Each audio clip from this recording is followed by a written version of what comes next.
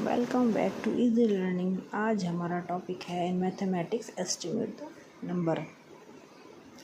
Estimate the number means nearest round figure. सबसे पहले बात आती है एस्टिमेशन की ज़रूरत क्यों पड़ती है। एस्टिमेशन की ज़रूरत नंबर्स को इसलिए पड़ती है कि राउंड एस्टिमेट करने से, राउंड फिगर करने से हमारी जो कैलकुलेशन वो इजी हो जाती है। राउंड फिगर बोलने में भी आसानी होती है और कैलकुलेशन करने में भी आसानी होती है, इसलिए हमें एस्टिमेशन की ज़रूरत पड़ती है। अब एस्टिमेशन भी 3 तरह का होता है, नियरेस्ट 10, नियरेस्ट 100 एंड नियरेस्ट 1000। अब सबसे पहले बात आती है find the estimate number nearest 10। Nearest 10, अब सबसे पहले हमने जैसे 67 नंबर लिया। अब इसका आंसर बच्चे कंफ्यूज रहते हैं, कहीं तो 60 लिख देते हैं, कहीं 70 लिख देते हैं, लेकिन इसका रीज़न क्या है। इसका रीज़न है, देखिए, इसे मैं बोलती हूँ हाउस नंबर ट्रिक। पहले देखेंगे कि 67 कौन से टेंस के बीच में पड़ता है, 60 के और 70 के। मैंने 60 से और 70 तक यहाँ पर नंबर लिखे हैं। इसमें हमें ये चेक करना होता है कि जो हमें जिस नंबर का हमें एस्टिमेशन करना है वो नंबर कौन से टेंस के पास आ रहा है, यानी 60 के पास आ रहा है या 70 के पास आ रहा है। इसके बीच के मैंने सभी नंबर यहाँ लिख दिए हैं। अब मैंने इनको हाउस नंबर का नाम दे दिया कि हाउस नंबर 61, 62, 63, 60। अब हमें देखना हाउस नंबर 67 किसके ज़्यादा पास है, 70 हाउस नंबर के या 60 हाउस नंबर के पास है। तो आप देख सकते हैं ये जो मैंने एरो खींचा है ये है इसकी डिस्टेंस। 67 की डिस्टेंस 60 से देखिए कितनी दूर है और 70 की डिस्टेंस 67 के पास है। इसका मतलब 67 की जो नियरेस्ट वैल्यू होगी 70 के करीब होगी, इसलिए हमने इसका आंसर 70 यहाँ पर लिखा है। इसी तरह से 80 अब 83 किसके पास होना चाहिए, इसको भी चेक करते हैं। 80 से लेके 90 तक मैंने हाउस नंबर्स लिख दिए हैं, ये हाउस नंबर है। अब इसके बाद 83 कहाँ पर आ रहा है, यहाँ। अब इसकी डिस्टेंस आप चेक करिए कि 80 के पास है ये वाला हाउस या 90 के पास है। इसकी डिस्टेंस देखिए और इसकी डिस्टेंस देखिए, तो हमें दिख रहा है ये कि 80 के पास ज़्यादा ही है, कम डिस्टेंस है, यानी वाला हाउस इस वाले घर के पास है, इसलिए इसका आंसर 80 आ गया। अब next estimate the number nearest 100। अब 526। अब बात करेंगे हम हंड्रेड्स में कि 526 कौन से 100 के बीच में आता है। 500 एंड 600 इसके बीच के सभी हाउस नंबर मैंने लिख दिए हैं।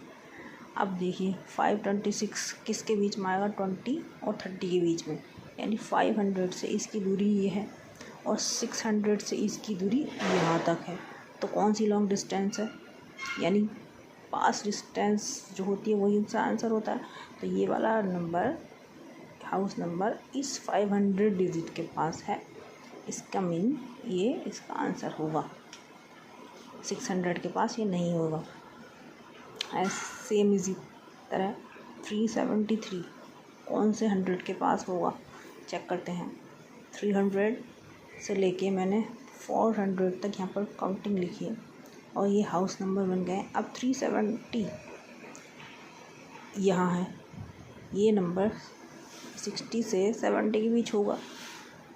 73 से इसके बीच होगा, 70 से 80 के बीच।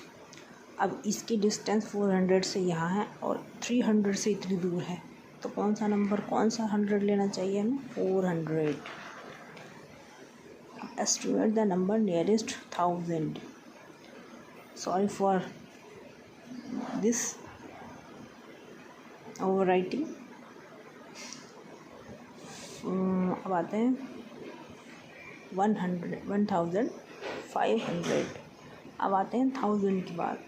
ये मैंने 2 आंसर यहाँ पर लिखे हैं, आप इसमें से दोनों में से कोई सा भी आंसर दे सकते हैं। अब मैं ऐसा क्यों कह रही हूँ, ऐसा मैं इसलिए कह रही हूँ कि 1000 से और 2000 के बीच में जो सेंटर पॉइंट इनका होता है वो 5 पे होता है। किसी भी नंबर का जो सेंटर पॉइंट होता है वो 5 के पास होता है। जैसे 1 से 10 के बीच 5, किसी भी आप टेंस के, 100 के या 1000 के बीच में ले जाएंगे तो वो 5 नंबर सेंटर में होता है, यानी उससे दोनों की दूरी सेम होती है।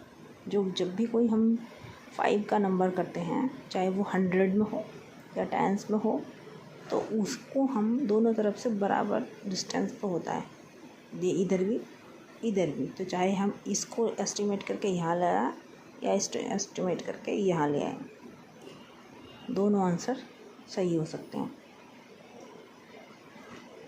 लेकिन हमें कौन सा आंसर लेना चाहिए? हमें 1000 कम वाला ही आंसर लेना चाहिए। अब आता है 1875, ये किसके पास होना चाहिए? ये अब चेक करते हैं। 1000 से 2000 के बीच में ये 1500 यहाँ सेम, अब बीच में यहाँ से सेम डिस्टेंस, यहाँ से सेम, लेकिन अब हमें नंबर चाहिए यहाँ पर। तो ये इसके पास ज़्यादा है कि इसके पास ज़्यादा है? तो ये है इसके पास ज़्यादा, 2000 के पास, तो इसलिए इसका नंबर 2000 है।